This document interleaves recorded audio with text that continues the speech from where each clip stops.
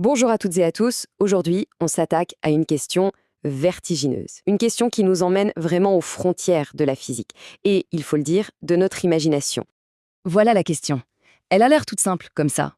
Mais la réponse, elle, nous embarque dans un voyage assez incroyable à travers le temps, l'espace et les limites même de ce qu'on sait. Alors, allons-y, plongeons ensemble. Pour bien commencer, on va faire une petite expérience de pensée. Imaginez qu'on puisse prendre le grand film de l'univers et le rembobiner. On verrait quoi? Eh bien, toutes ces galaxies qui s'éloignent les unes des autres, hop, elles feraient machine arrière, se précipiteraient les unes vers les autres, tout deviendrait de plus en plus chaud, de plus en plus dense, jusqu'à se concentrer en un seul point. Un point d'une densité et d'une chaleur inimaginables il y a 13,8 milliards d'années. Ça, c'est notre Big Bang. Mais la vraie question, c'est que se passe-t-il si on continue d'appuyer sur la touche retour en arrière? Bon, avant de se lancer dans les grandes spéculations, c'est essentiel de s'appuyer sur du solide. Commençons par ce que la science a vraiment établi, les faits, les piliers sur lesquels toute notre compréhension de l'univers repose. Ok, premier point, et c'est crucial. Il faut bien clarifier ça. Le Big Bang, ce n'est pas une bombe qui a explosé au milieu de rien, non. C'est le moment où le tissu même de l'espace-temps a commencé à s'étendre. C'est l'espace-temps tout entier, partout à la fois, qui a commencé à s'étirer. Et d'ailleurs, il continue de le faire aujourd'hui.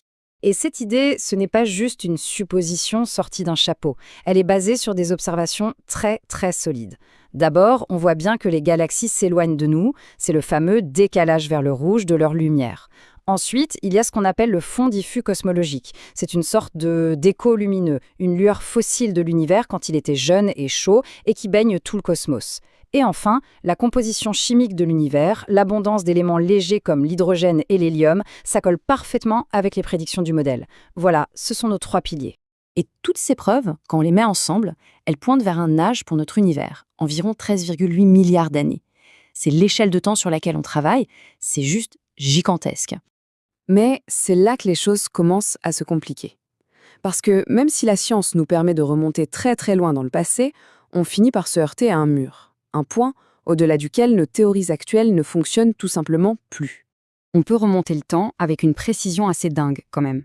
Des galaxies d'aujourd'hui, on passe aux premiers atomes formés 380 000 ans après le Big Bang.